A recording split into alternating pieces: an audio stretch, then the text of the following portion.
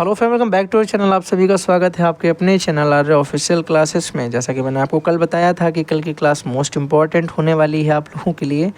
इसमें हम लोग आज पढ़ेंगे कि वर्णों का उच्चारण स्थान क्या है और संस्कृत के हिसाब से उसका एक सूत्र भी है जिसे हम लोगों को समझना पड़ेगा और उसी हिसाब से हमें उसका आंसर बताना होता है। चलिए, पहले नंबर पे अगर हम बात करें तो पहला हम लोग अपना सूत्र देखते हैं क्या लिखा हुआ है। पहला आप इसको एक श्लोक की तरह पढ़ सकते हैं। अकु विसर्जनीयानाम कंठा, अकु विसर्जनीयानाम कंठा। बड़े ध्यान से देखिएगा, मैं जिनको हाईलाइट करूँगा उनको आपको ध्यान से देखना है। आ, इस कु का मतलब है का वर्ग, हा से हल, और विसर्ग यानी आहा वाला वर्ड जो होता है, विसर्ग जो होती है उनका उच्चारण कंठ से होता है। तो इस पूरे का अर्थ समझ में आया। आ का वर्ग, ये कु वाला तो का वर्ग होगा, ठीक है। हा विसर्ग, इन सब का प्रयोग कंठ से होगा उच्चारण करने में। सब में हमें किसका प्रयोग होगा? कंठ का प्रयोग होता है इनके उच्चारण करने में। इसी प्रकार देखिए अगला भैया ई, तो मतलब ई हो गया। और ये चू का मतलब क्या हो गया? जैसे कु, चू, टू, तू, इस तरीके से आएंगे तो ये वर्ग बताएंगे दूसरा वाला। फिर या, शा, इनका प्रयोग किस में होगा? तालु में होगा। तालु से इनका प्रयोग होगा। कैसे होगा भैया? तालु का प्रयोग होता है इनके उच्चारण में, ठीक है। तो हम इसे पढ़ेंगे इचुयसा नाम तालु, ठीक है। अगला देखिएगा, अगर आपसे पूछा जाए ऋटुर्षाणाम, ऋटुर्षाणाम मूर्धा, तो आप बोलोगे भैया री टा वर्ग, क्योंकि टू लगा हुआ है, र और श, इस वाली सा, षटकोण वाली सा, इसका प्रयोग उच्चारण करते समय किसका प्रयोग करते हैं? मूर्धा का प्रयोग करते हैं टा वर्ग में और इन सबके उच्चारण में। इसी प्रकार अगर आपसे पूछा जाए लितुलशा नाम दंतः, तो आप बोलोगे भैया ली ता वर्ग और ल और ये वाली श, इनके उच्चारण में प्रयोग होता है दंत, यानी दांतों का प्रयोग होता है, दंत से इनका उच्चारण होता है। इसी प्रकार से आपसे पूछा जाए उपपदमानीया नाम ओष्ठो, क्या पूछा जाए? उपपदमानीया नाम ओष्ठो, मतलब उ पा वर्ग, देखो पू लिखा है तो इसका मतलब ये पा वर्ग हो गया। फिर भैया उपदमानी जो होते हैं वो सारे, जो कि उपदमानी पूरा ही लिखा गया है, साथ ही साथ पा फा ये हमारे उपदमानी होते हैं, मैंने वो भी अलग से लिख दिए हैं। इनके आगे आप वो साइन बना लीजिएगा उपदमानी का, अगर आपको याद है, ठीक है। तो इनके उच्चारण में हमारा प्रयोग होता है ओष्ठ का, तो ओष्ठो आगे लिखा भी हुआ है। आई होप आपको इतना टफ नहीं लग रहा होगा, ये सारी चीज़ें आपको सिंपल लग रही होंगी क्योंकि सिंपल हैं। अकु विसर्जनीय नाम कंठा, ऋतु ऐसा नाम जो है तालु, ऋटुषा नाम मूर्धा, लतुलसा नाम दंतः, ठीक है। उपपदमानीया नाम ओष्ठो, तो ये आप सारे पढ़ेंगे तो आपको समझ में आ जाएंगे, सिंपल हैं।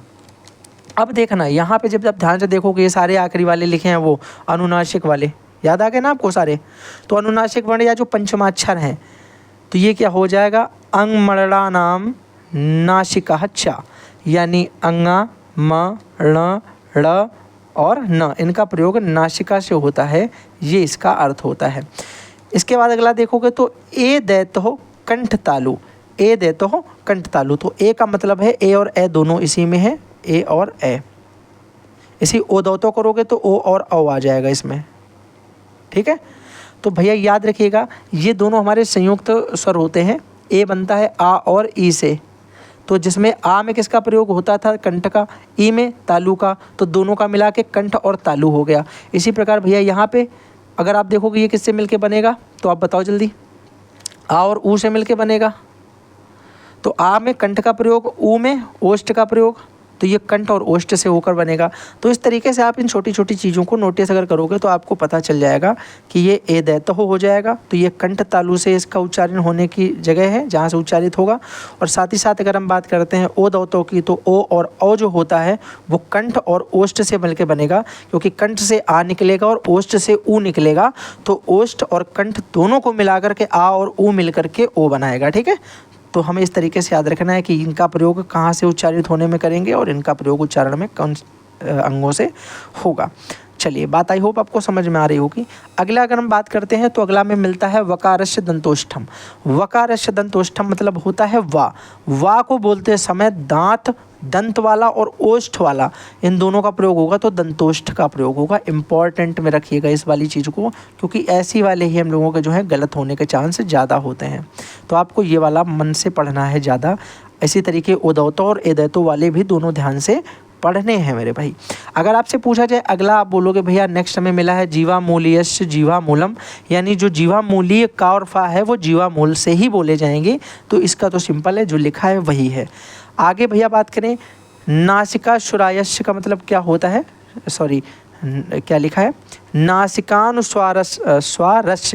नासिकानुस्वारस्य का मतलब है अनुस्वार का उच्चारण नासिका से होता है, और पंचमाक्षर का अक्षर भी जो हम लोग बोल रहे थे वो नासिका वाले ही थे। तो इस बात को आप लोग दोनों को एक साथ याद रखने में प्रयोग कर सकते हैं। चलिए, तो मेरे हिसाब से ये इतना मुझे कुछ ज़्यादा खास नहीं लगता है, क्योंकि अनुस्वार का प्रयोग उच्चारण नासिका से होता है, लिखे हुए हैं, वर्ण आपसे पूछा नहीं जाता है। बाकी जो आपको ऊपर मैंने बताया वो सारे इंपॉर्टेंट है। ये दो आप ऐसे डाल लीजिए इसको कि पढ़ रहे हैं साथ में तो पूरा ही पढ़ लेते हैं। तो इसी के साथ में हम लोगों ने आई होप सारे आपको बता दिए हैं, आपको सारे समझ में भी आ गए होंगे। अकुपसजनीय नाम कंठा मतलब आ का वर्ग हा तथा विसर्ग का उच्चारण कंठ से होता है। इसी प्रकार ये जितने भी आपको नीचे के दिखाई पड़ रहे हैं सारे इसी प्रकार से उच्चारित किए जाने वाले वर्ण हैं। तो सभी उच्चारण आपको पता होने चाहिए। इनसे रिलेटेड मेरे भाई क्वेश्चन 100% आपके एग्ज़ाम में आपको देखने के लिए मिलता है। ठीक है, इसी के साथ याद रखिएगा मैथ्स की आप लोगों के लिए मैंने कॉन्सेप्ट क्लासें करवा रखी थी। एक चैप्टर का पूरा कॉन्सेप्ट सीखने के लिए आपको अपनी ज़िंदगी के 41 मिनट देने हैं। उसमें 41 मिनट के बाद उस चैप्टर में आपको मास्टरी मिल जाएगी, मतलब आप उस चैप्टर के मास्टर हो चुके होंगे, आपको सारे कॉन्सेप्ट पता हो चुके होंगे, और आपको उससे रिलेटेड सारे क्वेश्चन टाइप जो बन सकते हैं कि इस टाइप का क्वेश्चन इससे बनाया जा सकता है वो भी आपका क्लियर हो चुका होगा। और उसी के साथ में अगर आपको पता है हमारा प्रैक्टिस सेशन भी चल रहा है, जिसमें हम लोगों ने लगभग 1 या 2 practice session I hope start कर दिए हैं। और उसमें भी एक बात याद रखिएगा कि अगर आपने कोई एक प्रैक्टिस सेशन सॉल्व किया है तो इसका मतलब आपने उस चैप्टर का फर्स्ट चैप्टर के जैसे करा, तो उस चैप्टर में अब आपको कभी भी कुछ नहीं पढ़ना है, क्योंकि वो पूरे चैप्टर से जो कुछ भी आ सकता है मैंने सारा करवा दिया है। इसी प्रकार अगर आप प्रैक्टिस सेशन नंबर 2 पे आ गए तो दूसरे चैप्टर का अब आपको इसके बाद कुछ भी एक्स्ट्रा नहीं पढ़ना है, यानी जो मैंने करवाया वो आपका सारा का सारा कंप्लीट हो गया, ये आप मान के चलिए। इसी के साथ याद रखेंगे कि संडे से सैटरडे तक, संडे को आई होप आप याद रखेंगे कि एक मैराथन के होने के चांस हो सकते हैं, अगर मैं आगे डिज़ाइन कर पाता हूँ ऐसा कुछ। वरना मंडे से लेकर के आपका सैटरडे तक आपको चैनल पर लगभग 2 या 3 क्लासों का सेट मिलेगा, जिसमें से एक क्लास हो सकती है संस्कृत की। ठीक है, संस्कृत, और अल्टरनेट में इसके साथ में फर्स्ट पेपर चल सकता है। ठीक है, फर्स्ट पेपर। साथ ही साथ हम लोग याद रखेंगे कि भैया अगर हम सेकंड नंबर पे बात करें तो इसमें मैथ का प्रैक्टिस सेशन तो रेगुलर ही चलना है, ये हमारा रेगुलर रहेगा।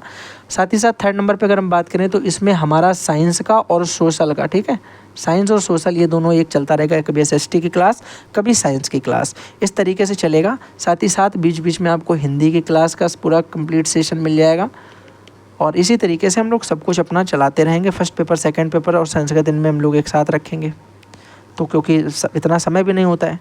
और मैं कोशिश ये करूँगा कि जो हम लोग फर्स्ट पेपर की क्लास चलाएंगे वो, और जो संस्कृत की सेकंड पेपर की जो भी क्लास हम लोग चलाएंगे वो एक रैपिड रिवीजन क्लास होनी चाहिए, मतलब मैक्सिमम टाइम पीरियड उसका होना चाहिए 12 मिनट का। 12 मिनट से कम की ही क्लास होनी चाहिए, ताकि आपके पास समय रहे तो आप 2-3 क्लासें देख पाओ। तो 12 मिनट सेशन की क्लास रहेगी, कंप्लीट प्लेलिस्ट आपको मिल जाएगी। ठीक है, प्लेलिस्ट आपको मिल जाएगी, और ये थर्ड सेमेस्टर के लिए स्पेशली एक तरीके से फ्री ऑफ कोर्स होगा। ठीक है, फ्री ऑफ कोर्स, एक कोर्स आप मान सकते हैं कि एक कोर्स टाइप का आपके लिए है। तो आई होप आप एंजॉय करेंगे इसको, मैं जो आशा करता हूँ, क्योंकि पिछली बार का रिजल्ट काफ़ी अच्छा गया है। कई सारे लोगों ने जो कमेंट किया है मुझे उसको पढ़ के थोड़ा सा मोटिवेशन मिला कि आई थिंक उससे बेटर हो सकता है और भी कुछ। और एक प्रीति यादव करके हैं, उन्होंने मैसेज भेजा कि सर 93% बने आपकी क्लास से। तो मैंने कहा भाई 93% अच्छे खासे नंबर आपके बहुत ज़्यादा बन चुके हैं। 91, 92, 93 अच्छा स्कोर है जिनके भी ये बन रहे हैं। कोशिश करना है 94 तक छूते रहना आप लोग ऐसे, और 90 प्लस रहो तो ज़्यादा बेटर है। ठीक है, तो चलिए फिर मिलते हैं किसी नए सेशन के साथ में, तब तक के लिए bye bye, thanks for watching and congrats आप सभी को। आप लोग पढ़ें, इसी तरीके से आगे बढ़ें, और फिर मिलते हैं अगले किसी नए सेशन के साथ में। Bye bye.